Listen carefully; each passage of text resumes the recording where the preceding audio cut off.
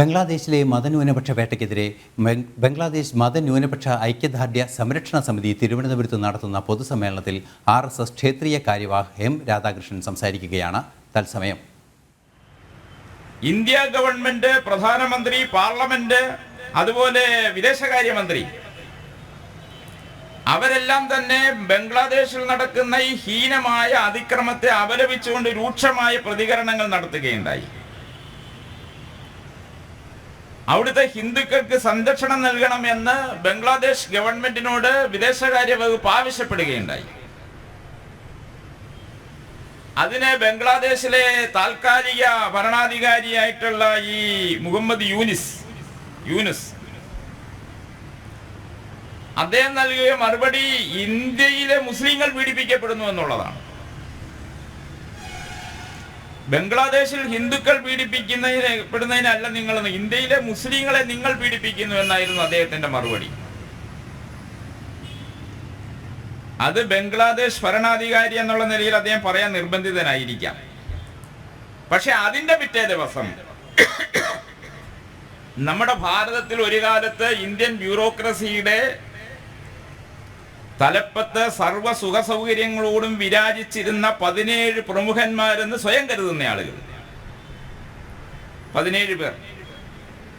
ചെറിയ ആൾക്കാരൊന്നും ആയിരുന്നില്ല. ആസൂത്രണ കമ്മീഷന്റെ സെക്രട്ടറി ഉണ്ടത്, നമ്മുടെ കരസേനയുടെ ഉപമേധാവിയായിരുന്ന ഒരു വിദ്വാൻ, മുഖ്യ തെരഞ്ഞെടുപ്പ് കമ്മീഷണറായിരുന്ന ഒരാൾ, നമ്മുടെ ഭാരതത്തിന്റെ എല്ലാ ജനാധിപത്യ മൂല്യങ്ങളുടെ എല്ലാ ആനുകൂല്യങ്ങളും പറ്റി ഔദ്യോഗിക കാലാവധിയിൽ തന്നെ പഞ്ചനക്ഷത്ര സൗകര്യങ്ങളിൽ ജീവിച്ചിരുന്ന ആളുകൾ. അവര് വിരമിച്ചതിന് ശേഷം വിദേശങ്ങളിൽ പോയി വിദേശത്ത് ഭാരതത്തിൽ അട്ടിമറി നടത്തുവാൻ വേണ്ടി വൈദേശിക ശക്തികൾ പണം കൊടുത്ത് നിലനിർത്തി പോറ്റിപ്പോരുന്ന NGOകളുടെ വക്താക്കളായി ഭാരതത്തിലേക്ക് സന്ദർശനാർത്ഥം മാത്രം വരുന്ന ആളുകൾ. അങ്ങനെയുള്ള 17 പേർ അവരൊരു കൂട്ടപ്രസ്താവന, ഒരു സംയുക്ത കത്തെഴുതുകയുണ്ടായി. നിങ്ങളത് പത്രങ്ങളിൽ വായിച്ചിട്ടുണ്ടാവുമല്ലോ കത്ത്. ആ കത്തിൽ എന്താണ് അവർ പറയുന്നത്? മുഹമ്മദ് യൂനിസ് എന്താണോ ഇന്ത്യൻ ഗവൺമെന്റിന് അയച്ച കത്ത്, അതേ മാറ്ററാണ്. ചെറിയ വ്യത്യാസങ്ങൾ അങ്ങോട്ടും ഇങ്ങോട്ടും വരുത്തിയിട്ടുണ്ടാവാം. അതേ മാറ്റർ 2014 മുതൽ മുസ്ലിങ്ങൾ വേട്ടയാടപ്പെടുന്നു. അപ്പൊ അവർ കൂട്ടത്തിൽ ക്രിസ്ത്യാനികളെയും കൂടി ഉൾക്കൊള്ളിച്ചിട്ടുണ്ട്. മുസ്ലിങ്ങളും ക്രിസ്ത്യാനികളും അടങ്ങുന്ന മതന്യൂനപക്ഷങ്ങൾക്ക് ഇന്ത്യയിൽ സുരക്ഷിതമായി ജീവിക്കാൻ കഴിയാത്ത സാഹചര്യം നിലനിൽക്കുന്നു. ഈ അന്താരാഷ്ട്ര തലത്തിലൊക്കെ കുറെ ഏജൻസികളുണ്ട് ഈ സമാധാനത്തിന്റെ റേറ്റൊക്കെ എടുക്കുന്നവർ. അവരെ ഇടയ്ക്കിടയ്ക്ക് പറയും ഇന്ത്യ സമാധാനപരമായി ജീവിക്കാൻ കഴിയാത്ത സാഹചര്യമാണ്. ഞാൻ പറഞ്ഞു വരുന്നത്, മുഹമ്മദ് യൂനിസ് എന്താണോ ഇന്ത്യ ഗവൺമെന്റിനോട് പറയാൻ ഉദ്ദേശിച്ചത്, അതേ കാര്യം ഭാരതത്തില് ഈ അന്താരാഷ്ട്ര ഇന്ത്യ വിരുദ്ധ ശക്തികളുടെ പണം പറ്റുന്ന വിരമിച്ച ബ്യൂറോക്രാറ്റുകളുടെ ഒരു സംഘം അതേ കാര്യം പരസ്യമായി പ്രസ്താവിച്ചു. ഞാൻ ഈ കേരളത്തിലെ നമ്മൾ നേരിടുന്ന ഏറ്റവും വലിയൊരു അപകടത്തെ പറ്റി കൂടി പറയാം. ഇന്നത്തെ മലയാള മനോരമ പത്രത്തിന്റെ മുഖലേഖനം, എഡിറ്റോറിയൽ. മലയാള മനോരമ പത്രം മലയാളിയുടെ വികാരമാണല്ലോ, അല്ലേ? അത് കാണാത്ത എത്ര മലയാളി കാണും?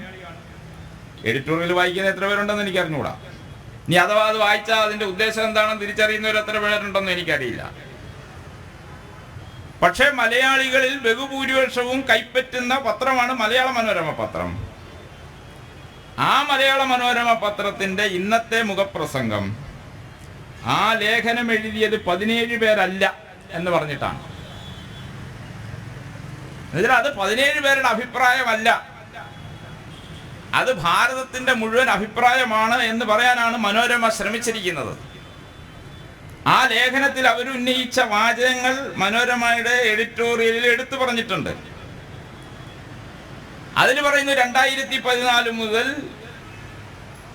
ഭാരതത്തിൽ മുസ്ലിം ക്രിസ്ത്യൻ മതന്യൂനപക്ഷങ്ങൾ അവർ സുരക്ഷിതരല്ല, എന്നവരതിൽ പറയുന്നു.